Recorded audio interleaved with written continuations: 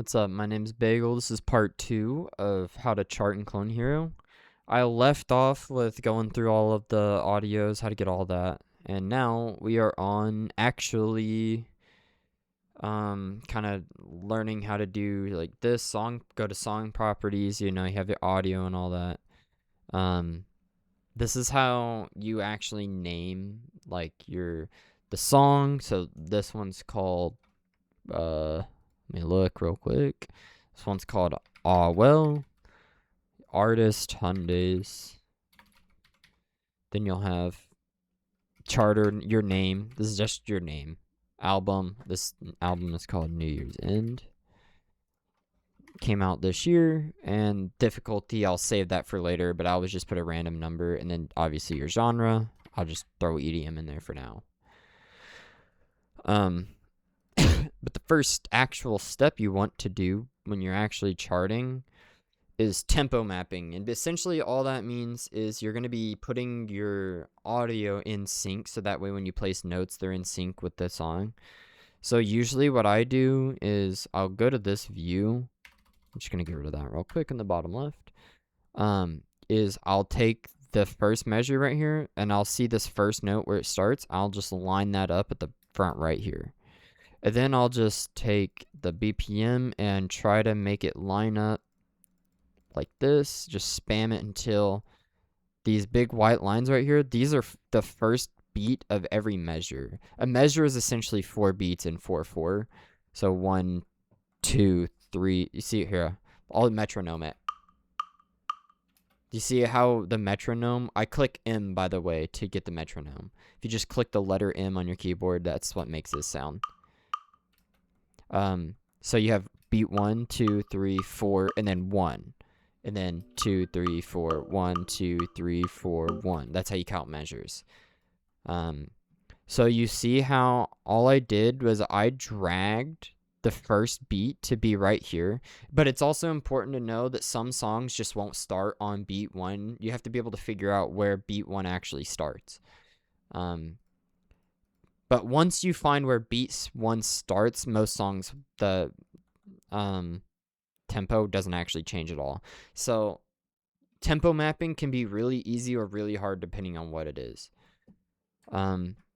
Control S, obviously. I'm going to Control S. That saves to where I'm going to have this for now. Yeah, so this entire song is already tempo mapped. Like, that's all it took. It was just to drag this to here, which control right click, drag. That's how you do that. And then you just click this to measure, to line up the first beat with the next beat 1. That's all you do. And then now if I go through, you see how everywhere the beat is like exact on, even with the metronome. That means it is perfectly in sync and it never changes again. So now the entire song is already tempo mapped. You just want to make sure that it's lined up right at that beginning right there. Like you can see how all the lines, like it's just right at the front of every note. That's exactly what you want. That's how you know it's in sync, when it lines up like this. Like all the beat 1s line up with the main beat 1, you can tell throughout the whole song. And this is actually a great song to show off kind of like how to do it. I'll give you an example of a much harder song to tempo map. This is another song on this album called Before I Sleep. Now look how much worse this is. So start beat 1 here, and then it just changes BPMs every note. Changes time signatures, like, so charting, it really depends on the song, on what's going to be easy and hard. It just kind of comes down to what kind of song you're charting. I find that charting EDM songs are typically, I like charting EDM a lot more than anything else, because in metal it's really hard to hear the guitar. I'm just not well versed in guitar, so it's hard to tell like what's a chord and what's just one note that's just being distorted heavily. Electronic music is typically very easy for me to pick out all the individual notes. But yeah, so every once in a while you'll have a chart where it's just mayhem like this, BPMs like that look wild, random time signatures and whatnot. But to keep it simple for the tutorial, I want to go back to well, which is right here. I controlled S to save it, and they just saved it. I have a folder right here that has, these are all where all my charts are, where they save. They save in the same as my audio file. So, your first step after you tempo map should be to do section names. So you want to click the 4 lines right here and go through and listen to where all of the things change at. Like you want to go through and listen to where it sounds like the song's progressing. So like I'm going to try to do this visually, but usually you can see like you can kind of look at the distance on the right. Like you could even, like, honestly, a lot of songs, this probably won't happen for most songs. You could literally, like, I'm holding left click to highlight. You just highlight like that. And I use scroll wheel. Scroll wheel is how you move up and down through the chart, and also holding down scroll wheel and then moving your mouse up and down is how you can control it like this. I kind of forgot to talk about that, but it's okay. If you just hold down scroll wheel, it makes you really fly through the chart. Or if you control, you can, I think it's page up. No, page up just lets you skip through every measure. There's it's alt. If you use alt and then just scroll your scroll wheel, you can jump between sections. That helps for long projects.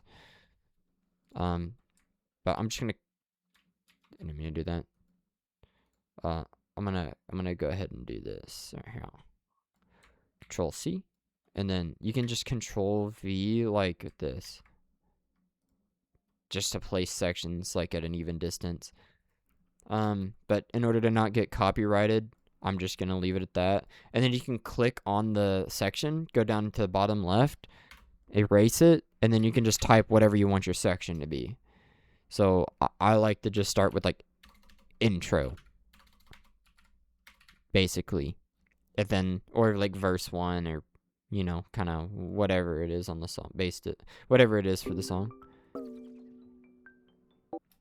So we want to make sure you do this, because if you don't and people go into practice mode, they'll just read default on all the sections. So this is important to separate all the sections of the song, like even like solos and all that. So, and on the right, you can just click and drag like this. You can see my mouse on the bottom right. You can just hold left click and just drag through the whole song, just like that. You can do that, alt up arrow even gets you through each section. You can just jump around.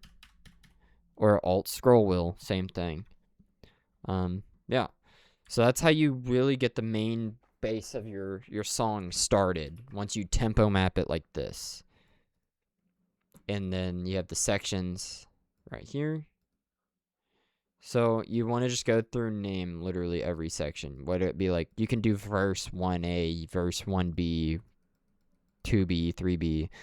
You can do whatever you want, honestly, as long as there's a name that's different on each section where people know what it is when they practice it. So you can even put like patterns names in there, so that way people know like that's that part that, like trills 1 or something, that's like that hardest part in the song where they can just go and practice it. But it's important to really like I'll load a bigger project like that I had a while ago, like this. So you can see, like, I named, this is a 30-minute long chart. It's a live DJ set from Chet Porter that I charted with the video. And I essentially didn't section anything other than where the song changes to a new song on this. So it means it's not great for practice. unless you just want to hear that song all the way through. But like if I go to say All Love, you can see like every section is titled right here, all something different. Back to guitar, and then you have like sounds like Zelda here. Like you can just kind of make up things as long as people can tell like what you're naming it. That's probably too much time spent on sections, but it's okay. So once you get sections done, then you get into placing notes. Like that's really just the next step. So you go over here, click the green thing, hit notes. And honestly, the only way I know how to explain how to place notes is think of green down here being the lowest note on like that you're gonna use, and that is your highest note, orange. So you want to pitch like green. Obviously, green is the lowest, and then you just got red that goes up like 5-step ladder.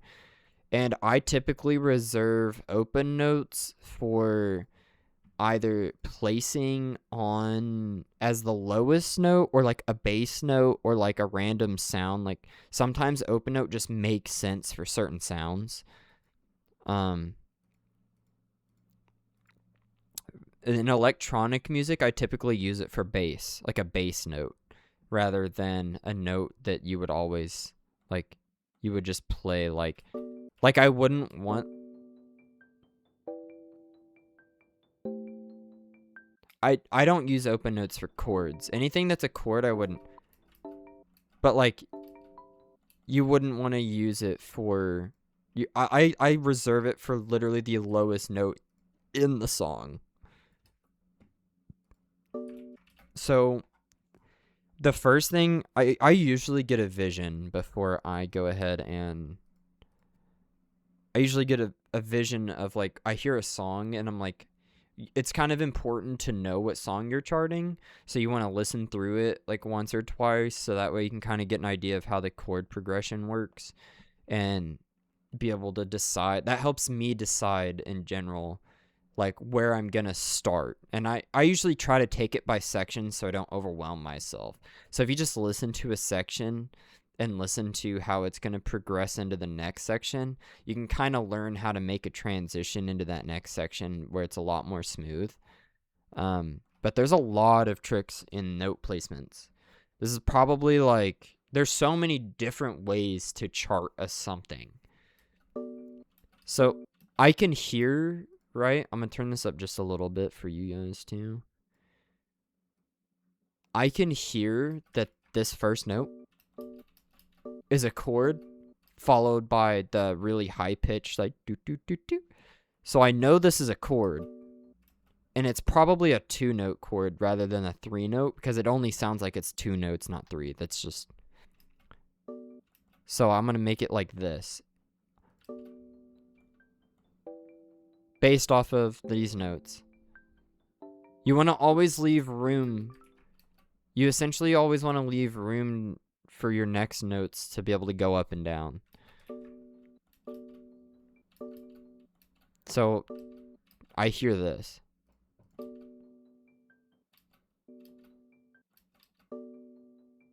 Or like this.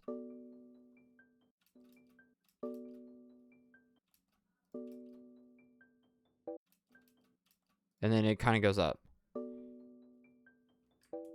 Like that. This is the problem with charting. So you can literally, like, you could make it this. If you wanted to. If you like this pattern more. Or this. Or this.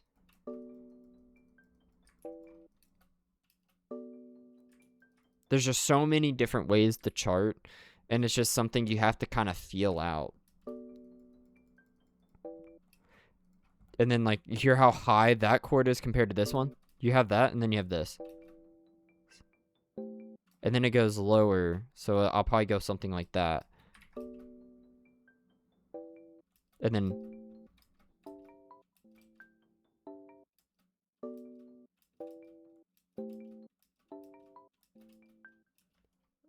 It's kind of weird.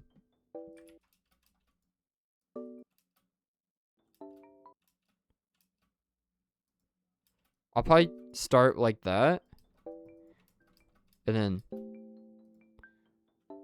just to get like a chord progression. Like you can honestly skip all the middle notes and just do what you can hear first, and then you can fill in the gaps.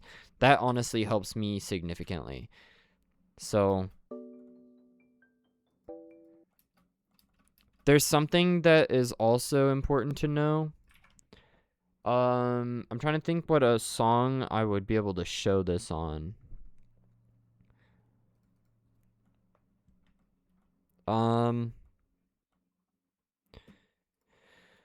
There's a lot of times where you'll be charting a song and you'll just like feel like there's so many notes that there's just like no way to make every note truly different. Um like there'll be instances, I'm trying to find a good example.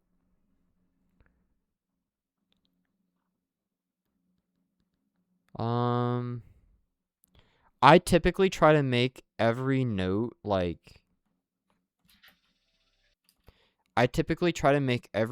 sound the same. Like throughout the whole song. Like whatever I note I used in the beginning, I matched later on, so that way it keeps that consistency all the way through. So my main goal usually is to find that pattern that works the whole time, so it stays consistent. So like if I take like this, it obviously repeats to this build up right here repeats the same way. And then I just do the same thing there. And then same with this buildup. It's the exact same buildup, so I just chart it the exact same way. So there's a lot of copy and pasting you can do usually in charting. The same buildup and then the same right here. Obviously, if you're listening to a good artist, they'll have different sounds like as you go through. So it's not always going to be an easy copy and paste. But I try to copy and paste as much as possible because that also allows me to take less time. Like I'll just highlight, say, a section like this, like left click, hold, just highlight a section, Control C, and then Control V right here. Like this little line right here will tell you where your mouse is being, like where the note's going to be placed. So you can just Control V and then it'll just copy and paste exactly what you just had. And honestly, I do that as much as possible. Like, I think Little Me actually will be a good example of this. Little Me, this chart. This is one of my all-time favorite charts because I mostly just copied and pasted this part. Like, once I made that whole section, I copied and pasted it. And, like, you can just see, like, as the song progresses, a lot of times you can just copy and paste it because it repeats the exact same way again. And then you can just copy and paste it and it saves a ton of time. Where you literally just like say take this, Control C, Control V. That's it. And it just copies and pastes it right away. So I'm gonna Control Z that.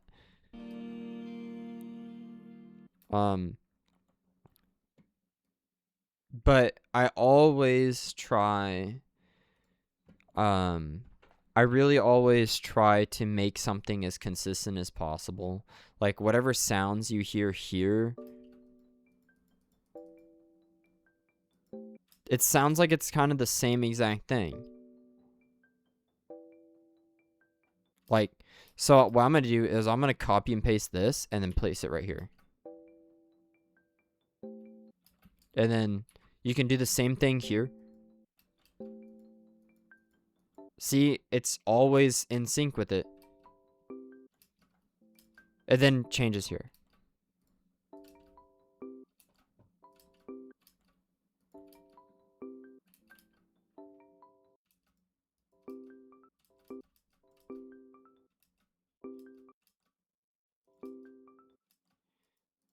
And then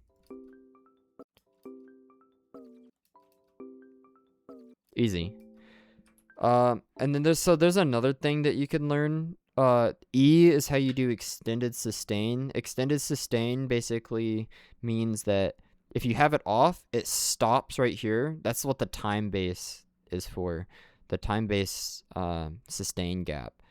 You want a sustain gap because it looks way better. But if you hit E and turn extended sustain toggle on, you can drag it infinitely until it hits the next blue note or whatever note is the same exact note.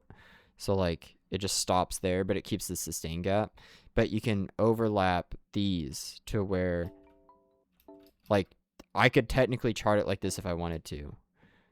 And I'll just do this. And then if you click both the left and right click together, you can get rid of that note just instantly without having to go over here and click eraser.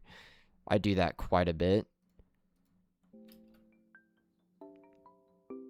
So if you really wanted to, you could be like toxic and really chart something like this way instead of it being just this, you know, where there's no sustain. This is why I like charting, because there's like an infinite amount of things you could do. See, this is still technically accurate because these notes are being played. But for playability, I'm probably just going to leave it like this.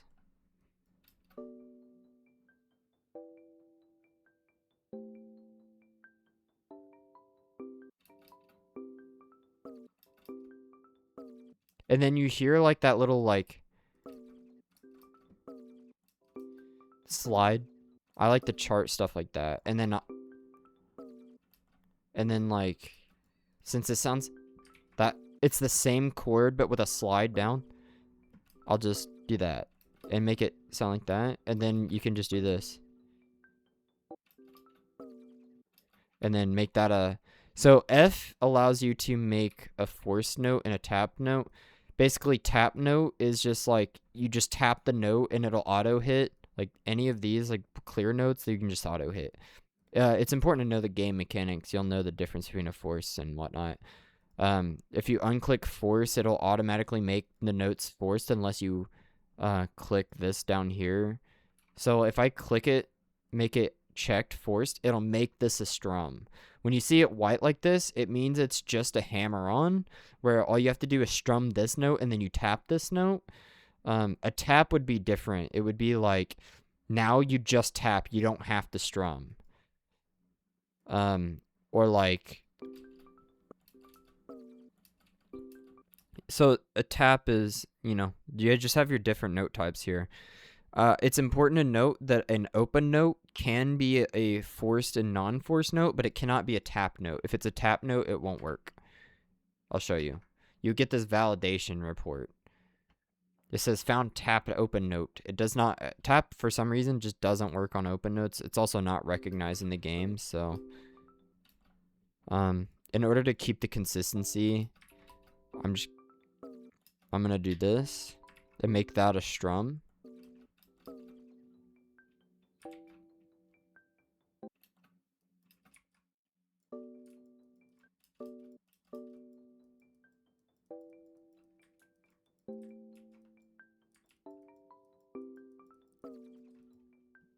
See how I literally just copied and pasted it and now it just lines up? If it doesn't line up, obviously you just have to create a new pattern for it. So like one of the charts I did recently, this one's gonna look crazy, okay? Compared to this. This song is gonna be super easy. But I'll do this one. This one's the hardest song in the album so far. No, this one isn't. It's Often Always. This one right here. So, as you can see, copied and pasted pretty much. Just kind of found what notes sounded correct. And just keep copy and paste, and then this part hard. But, you know. Essentially, it's just a lot of copy and paste. Like, a lot of it. And then when you hear, like, it's like, that, I like to chart the effects that you hear in, like, electronic music. That's why it's not just one note. right there. And same with down here. This is where the song really, really gets hard.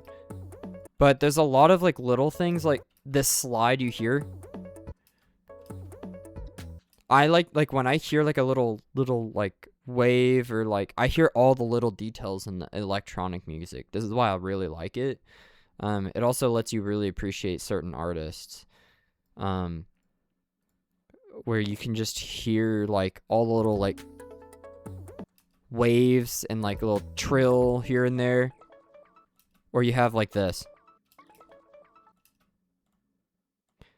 Like, see how I didn't just chart it one note right here? I hear the little slide up, so I charted a little slide up with 3 notes. It makes it just a little more accurate.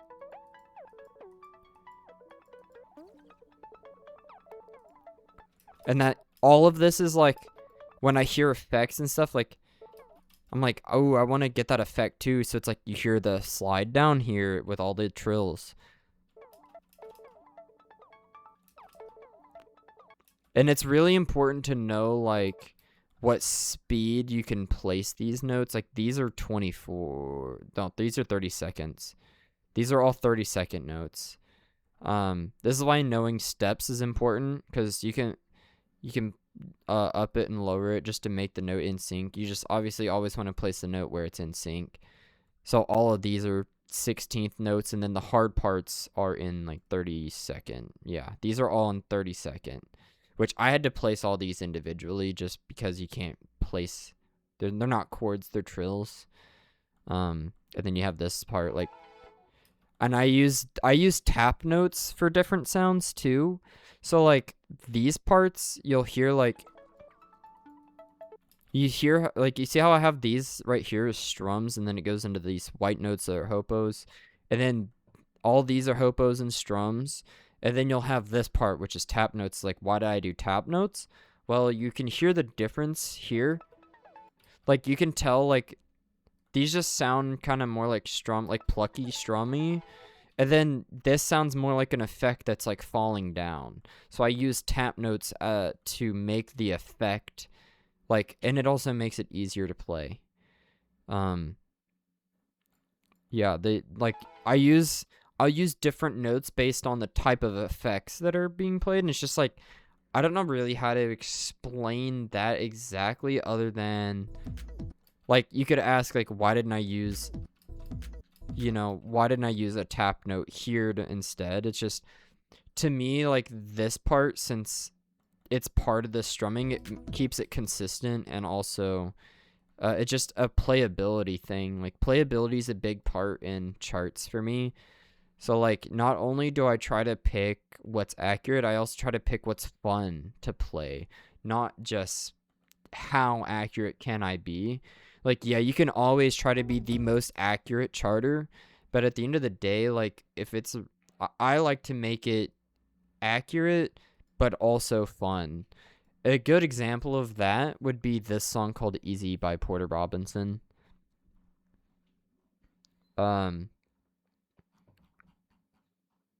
Like, this song is usually a very easy song, right? But there's a mechanic in the game that I've never seen anyone actually talk about. And this is the whole build up. There's a mechanic in the game where you can put notes on an open note on top of a strum note. It has to be a strum note. Basically, you have to max out the step in the top left, and then you drag this note one off, one 768th step off of this, and this note has to have a sustain right here. It has to have this in order for both of these notes to hit at the same time. And you can do a lot of really, really cool things. A lot of really cool things with that. I use it in all of my charting just because it's kind of just ended up being like my type of charting. It's a really, really cool visual trick. And the only way you can also get these notes right here is if you use extended sustains. Extended sustains allow you to put any of the like green through orange notes through an open note like this. So essentially you can always hold this yellow note, and you hold yellow and you just strum the bass note. So it's like another way for me to make an easier chart a little more fun because you're always keeping in time with the beat. So that's why I use this a lot. A lot of people don't like using it though, I think, just because visually it's confusing. And also it's this, like, you have weird things like this tiny sustain you see right here. You need this in order for it to hit. Like when you put a note like this, it always needs a sustain to hit. So you have to put like micro sustains on things like this. One of the most annoying, like one of the like newest charts I have called Letting Go shows it very much in depth of like the mechanic. So you have overlapping sustains here. So essentially, like, I put these chords, but the bass note is there for like the bass. So it's like it's just more accurate, but it also just looks way more complicated than it is. But I will say you have to go through and you genuinely have to sit here and put each of these open notes individually. Like you can copy and paste, but in a lot of sections that I've done, I've just manually sat here and just put it one by one until I could copy and paste it and be done. But like all these, like I literally placed one by one until I completed this beginning section, and then, yeah. So essentially, how that note works is literally you would take any note. It could be a chord, it can be anything like this. So I'll just take like, let's say that chord. So in order for this mechanic to work, you put a sustain like this, and then you put extended sustains on with E. Make sure it says toggled on in the top right, and then you do this. You see how it's nothing, it's grayed out, and then now it's white. Now you place it, and it counts as a forced like tap note, and now this note can be played, and you can just drag that there if you want. But now it can be played. Like there's technically no difference between this and this. It's more of a visual thing, but it's also playing I like to say it's playing the bass note, which is why I do that for electronic music. It just makes everything more accurate. And also there's one other thing I didn't really talk about. Technically, you can have an orange note like if you want to like rap, like it's important to kind of know in like a hard section how to rap sounds. Like for example, I just released the new song called Multiverse. This like when you see something like this is undercharted just for playability. But you do this to kind of like give yourself enough room to get to that. So you can just do patterns like this.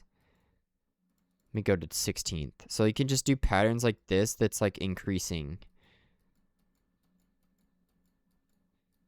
In order to make it go up all the way, like just I said.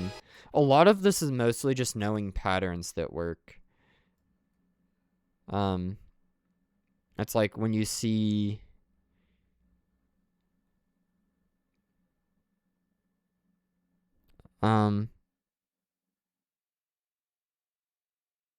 like this. Like you can just hear it's always ascending.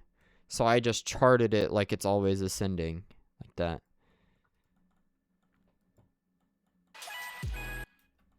And then you have this part, which is kind of just zigs. You can hear like wow, wow, wow, wow. So I charted it like this. Wow, wow. I charted exactly how I hear it. Like wow, wow, wow. It's literally that pattern. And then it goes into trill like a... And then I make these strums just because of the sound difference. Like this sounds like hopos just because the sound is more faint. Or sounds like taps because the sound's more faint. But then you have here, which is all strum. But there's tons of different patterns that you can come up with that are still accurate, you know. But just know also, like, depending on the situation, if there's just a ton of note changes, this orange and this orange can be two different sounds if there really is no other way to do it. Sometimes it's just better to have it for consistency's sake. But yeah, it's a lot of times it's literally just taking the time to sit here and really like chart every sound, and like every time a measure changes, I consider that a new, like, you can use the next measure as a way to like reset where your placements are, essentially. Like every time you see one of these white beat lines, you can kind of use it to reset it. But overall, through the whole section, you want it to be consistent. So like, I always like, you hear how that's the same sound? Make this the same sound because it's the same note. Like, I try to do that the whole time. Sometimes it's not possible, so you kind of have to just make do with what you can. This is also another fun little mechanic here. This is one of my go-to patterns that I like.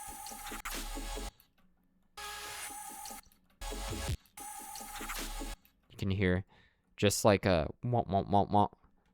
So like a lot of times I'll just hear a sound and I'm like, ooh, I don't know why, but that pattern just makes sense. So like it's like a womp, womp, womp, womp. It's like phasing in and out, like audio, like the volume. It's like womp, womp, womp, womp. So to me, it makes sense to have you like kind of your hand make the same move as the sound. That's kind of why I chart like a lot of things as like an open tap like this. These are just hopo opens to like make you force your hand off the fretboard, because these don't have sustains. If they had sustains through them like this, you'd be able to hit them while just like strumming through it like normal. But because I don't have a sustain, it forces you to raise your hand off the fretboard to then hit the key. Like to then hit, because in order to hit an open note, you don't touch the fretboard at all. So since they're tap notes, you just tap the note and then let off, tap the note, let off, tap the note, let off. So a lot of this comes down to, like, when I'm thinking of how to chart something, I'm like, ooh, that's exactly how I want it to play. Not like it's more of like, I think of the pattern because I'm like, I want it to play this exact way. So I automatically already have that thought in my head. You know? There's some important tips for sustains as well. Sustains, typically, you want to make sure that there's, one, the note's held, but two, it's longer than, like, you don't want a sustain to be, like, typically, you don't want it to be any shorter than this. Like, the minimum length you would want to try to use a sustain, for me, is this. Like, if a note's here, that's fine. But if a note's here, I don't use a sustain. Unless I'm using the open note trick like that, there's no need to have a sustain. It looks better without it. But if you have a note way up here, it makes sense to have a sustain. Just because there's enough of a gap, or like even here. I think anything past this half step right here, that's what this line is, the half step, or quarter step. No. Is that an eighth step? I don't remember. This faded line, either way. Like, this is fine. This, to me, isn't fine. Like, there's actually a big difference. You don't need a sustain this short, but you need a sustain when it's this long of a hold. If that makes sense. And then, yeah.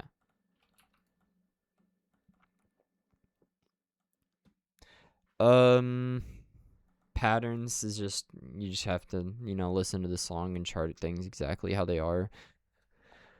Electronic, to me, I'm telling you, it's the easiest way to learn. Electronic music is like, you can just hear all the sounds, and it's kind of up to you to be as creative as you want. Like, you can chart things so many different ways. Like, I only, like, pick pitches. I'm like, well, this just sounds like a middle note. It doesn't sound like it should be way up here. Like, you hear how high this note is? To make the transition better, you hear how, like, you can tell it's, like, really high pitch. This is lower, so you want this lower. But you could technically, like, if you wanted to, like, technically this wouldn't be wrong because it's starting on a new measure. But to me, it makes more sense because it is a lower pitch that, like, you could do this. But I like to do this, like, I like to just do this. This, like, just keeps it simple and it's still fun. But you could do this too if you wanted to. Like, there's so many different variations of things, you know? It's kind of up to you to kind of, like, learn over time. Like, this is why I think charting's hard. Because it does just take a long time to develop, like, the skill of learning kind of where you should place notes.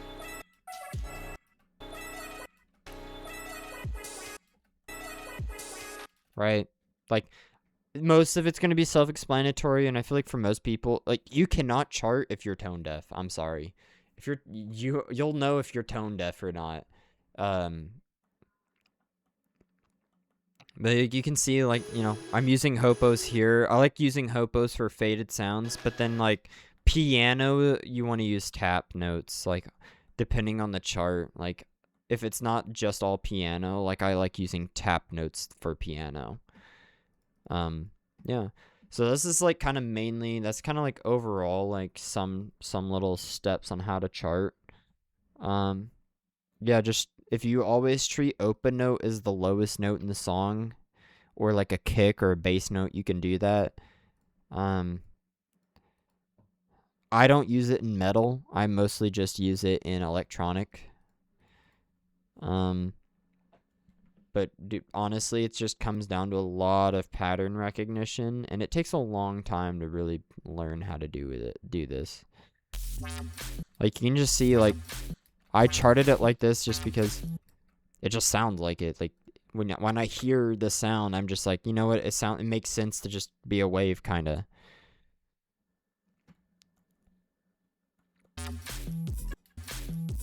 You know, like, you can only go so in depth on exactly how you come up with a note placement. It just comes down to, well, this sound is the same as this sound, and if it's not, you create, like, say, if you're, like, charting a song, if I could just get rid of, like, this, like, if I just get rid of these, right? If you want to chart, like, a descending pattern, you can do, like, different variations of this, or, like, say if I just get rid of all this, you can just do this for a descend. Like, you can do, you know, this. So you can do, like, I'm trying to think. This. Like, this is a, like this. Like, it's not going to make sense in this song, but, like, it's really just knowing all the different types of patterns. Like, if there's a big descend, typically you would want to use something like this, or say, like, I'll just go to 30 second notes. So, like, a big descend that's, like, fast, like, you could do this. Like, this, there's just so many different ways to do, you know. And same with ascending. You can do ascending the exact same way. You just do this. You know? Like, that's just one pattern of, like, a billion that you can do. And you can't really just use patterns for a sound. You want to make sure you're actually, like, kind of charting the sound. Every once in a while, you'll just start to hear a pattern and be like, ooh, that's ladders. Like, if you don't know what a ladder is this. It's where you chart it, like, I think the proper ladder is this.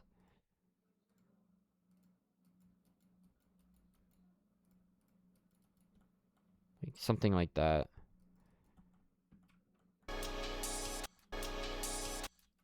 Yeah, that's a proper pattern, proper ladder. And yes, all of the patterns in the game have names. Yeah, so don't save that.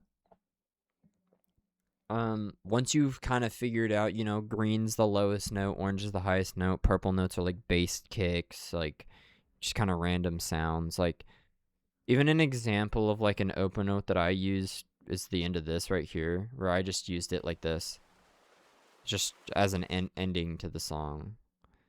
Like I just made that the whole outro. It's like playing the wave whenever you didn't have to do anything, you know? So you can really be versatile with it. Get used to using tons of different types of notes. Get used to the hopos and the strums. Like what should be a strum, what should be like a lot of times like I try to use hopos for like metal. Because if you don't, like even though in like metal like there's a lot of strumming, it's kind of important to like use hopos just for playability reasons, because if you just do all strums on most of your metal songs, it's going to be like nearly impossible. So you're going to want to actually use hopos to strums. I think that's mostly it for charting for now.